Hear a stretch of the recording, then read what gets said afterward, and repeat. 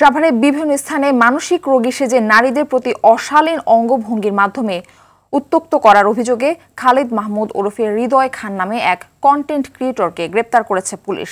সাভারের আমিন বাজার থেকে তাকে আটক করা হয়। পুলিশ জানায়, আটককৃত যুবক নারীদের প্রতি অশালীন অঙ্গভঙ্গির মাধ্যমে উত্ত্যক্ত করা সহ পাগলের বেশ ধরে বিভিন্ন মেয়েদের হিজাব ছাড়া বের না হওয়ার জন্য অশালীন মন্তব্য করে ভিডিও করে টিকটক সহ সামাজিক যোগাযোগ মাধ্যমে আপ করতেন।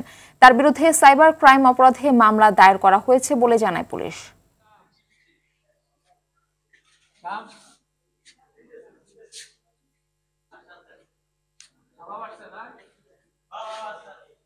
তো তাকে গ্রেপ্তার করার ফলে তাকে প্রাথমিক জিজ্ঞাসাবাদে জানা যায় সে টিকটকের করে এবং এটার মাধ্যমে সামাজিক যোগাযোগের মাধ্যমে সে বিভিন্ন রকম ভাবে মেয়েদের হেয় প্রতিপন্ন করে এবং বলে যে তুমি বোরকা পরো না কেন, তুমি হিজাব পরো না কেন, তুমি তো ধর্ষিত হবে।